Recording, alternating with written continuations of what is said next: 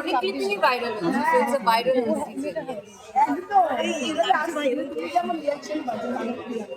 আমি খুব ভালো রিয়াকশন পাচ্ছি।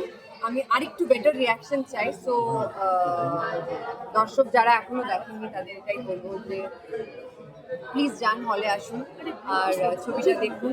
আজকে একটা স্পেশাল স্ক্রিনিং হচ্ছে, যারা প্রিমিয়ারটা মিস করে গেছে, যারা কাজের ইয়েতে দেখতে পারেনি, এবং একটা লম্বা ছুটি ছিল যেই সময়টা কিছু লোকে বাইরে ছিল, তো তাদের রিকোয়েস্টে আমরা আজকে একটা স্পেশাল স্ক্রিনিং করছি।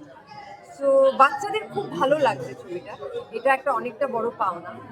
আর ফিঙ্গার্স ক্রস যাতে এই উইকেন্ডও খুব ভালো রিপোর্টস আসে। তুমি ভাইরাল ভিডিও নিয়ে বললে, যেটা নিয়ে এখন সত্যি চর্চা তুলবে, তোমাকে প্রোগ্রাম করতে না দিয়ে নামিয়ে দেওয়া হয়, সেখানে উল্টো দিক থেকেও নানান কথা বলা হয়। যদিও তুমি বলছো মিমি, তারপরও নানান ভিডিও পোস্ট করা হচ্ছে আমার শাস্ত্রী পেজ থেকে, এবং দেখুন মিমি চক্রবর্তী আমি মানসিকভাবে সম্মান করি, নানান ভাবে কি বলবে তুমি? দেখো, আমি সেগুলো তো ফলো করিনি, আর I think we have given enough publicity to a person who doesn't deserve it. And আমার লড়াইটা সবসময় ছিল সত্য নিয়ে। আমার লড়াইটা সবসময় ছিল, আমার প্রতিবাদটা ছিল একজন নারীকে অসম্মান করার জন্য। আমি নিজের ঢাকঢোল কোনোদিন পেটাইনি, কোনোদিন পেটাবো না। শুধু একটা জিনিস সবাইকে মনে করিয়ে দিতে চাই যে রাস্তায় একা দাঁড়িয়ে ড্রিঙ্কিং অ্যান্ড ড্রাইভিং এর অ্যাকিউজকে আমি একা ধরেছিলাম। একজন ট্যাক্সিওয়ালা যখন অশালীল কমেন্ট করছিল, তাকে শুধুমাত্র পুলিশের কাছে ধরিয়ে দিইনি, আলিপুর জেলে গিয়ে, মেল জেলে গিয়ে তাকে আইডেন্টিফাই করেছি ম্যাজিস্ট্রেটের সামনে, তার শাস্তি করিয়েছি, গোপন জবানবন্দি দিয়েছি। আমাকে যখন রেপ থ্রেটস দেওয়া হয়েছিল, যখন আমি রাস্তায় প্রতিবাদ করছিলাম, তাকেও আমি শাস্তি করিয়েছি। তো এইবার তো আবার আমার উপরেই আসছে ব্যাপারটা। অন্যের জন্য যদি করে থাকি, তো নিজের জন্য তো আমি মুখ বন্ধ করবো না। আর এটা একটা পুরুষ শাসিত সমাজ। লোকে ভাবে যে মেয়েদের ওপর যদি আমরা চিৎকার করি, মেয়েদের ওপরে চারটে, আর আজকাল মিডিয়া ট্রায়ালসটা এত বেশি হয়ে গেছে চারদিকে, যে লোকে ভাবে যে সেলিব্রিটি মানেই খারাপ, সেলিব্রিটি মানেই একজন পাবলিক প্ল্যাটফর্মে আছে, তাকে নিয়ে যা কিছু বলা যায়। আমি মাথা নিচু করে মেনে নেব যদি আমি কোনো ভুল করেছি, আমি হাত জোর করে ক্ষমা চাইবো যদি কোনো ভুল করে থাকি। কিন্তু যদি ভুল না করে থাকি, তাহলে আমি একটা কথা বলেছিলাম, এই শেষ যদি আমি দেখতে চেয়েছিলাম, আর এটা শুধু তার শুরু। আর মিথ্যে বারবার বারবার বারবার করে বললে সেটা টিআরপি হতে পারে, সেটা কোনোদিন সত্য হয় না। আর আজকে আমি নিজের জন্য দাঁড়াইনি, আর আমি আজকে একটা গ্রাম থেকে উঠে এসেছি, তো সো আমি আজকে 15 বছর, 2010 ধরো, 2009 থেকে কাজ শুরু করেছি, 2010 ধরে নি, আজকে 2026-এ দাঁড়িয়ে আছি। একটা লোক ইন্ডাস্ট্রি, তোমরা আমাকে এত বছর ধরে দিয়েছো, একটা লোক ইন্ডাস্ট্রির এটা বলতে পারবে না মিমি চক্রবর্তী কোথাও 5 মিনিট লেটে এসছে। কোনো ডিরেক্টর বলতে পারবে না, কোনো প্রোগ্রামে কোনো অর্গানাইজার বলতে পারবে না, কোনো this is not my first programme.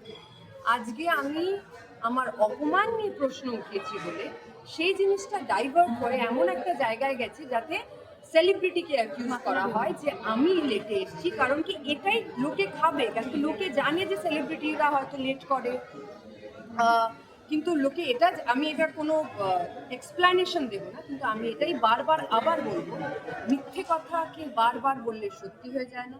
Police কেসটা দেখছে এবং বাকিটা কোর্ট দেখবে, এবং সত্যর জয় সারা জীবন হয়েছে, হবেও। আর আমার ভয়েস কেউ নিচে করতে পারেনি আজ অব্দি, পারবে না।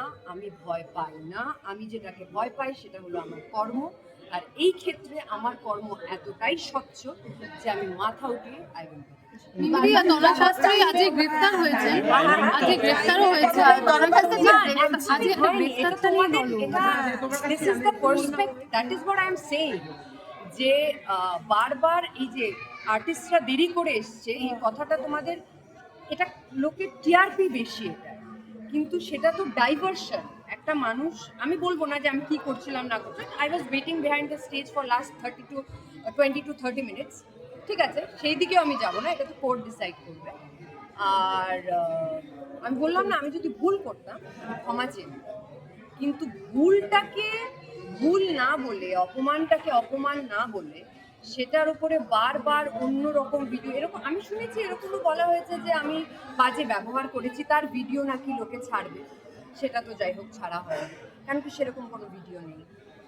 এটাও বলা হয়েছে যে আর কি কি বলা হয়েছে, বলা হয়েছিল যে সম্বর্ধনা দেওয়ার জন্য ও ইয়েস, সম্বর্ধনা দিতে দিনই, যেটার কাউকে মঞ্চে উঠতে দেওয়া হ্যাঁ, যেটার ভিডিও চারদিকে আছে, যেখানে আমাকে সম্বর্ধনা দেওয়া হচ্ছে, এবং যে মেয়েটি আমাকে সম্বর্ধনা দিয়েছে সেই মেয়েটি আমাকে, তার মেসেজও আমি ইনস্টাগ্রামে পোস্ট করেছি।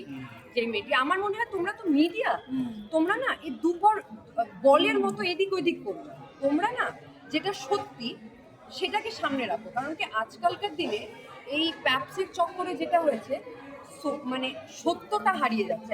কে আসছে, কোথায় আসছে, কিরকম জামা কাপড় পরে আসছে, সেটাই আমরা বারবার ফোকাস করছি, কিন্তু একটা নারীর সম্মান নিয়ে আমরা কেউ কথা বলছি না। এখানে অনেকে মেয়ে আছে, তাই জন্য আমি বলবো সত্যটাকে ধরে যতটা তোমরা পারো সেটাকে ধরো, বাকিটা তো দেখো তোমাদের কাজ, তোমাদের করতেই হবে। আর আর আমি কিছুই বলতে চাই না। শেষ প্রশ্ন, আজকে যিনি কর্মকর্তা তিনি গ্রেফতারও হয়েছেন। হ্যাঁ, আমি তো এটাই বললাম, এটা সবই শুরু, এটা শেষ। মিমিদের নিরাপত্তা নিয়ে একটা আর আমার ভয়েস দেখো, আমার এই যে সবাই বলছে না, এই যে কারণ যেটা বললাম মিডিয়া যেটা খায় আর কি, সেটাই টিআরপি।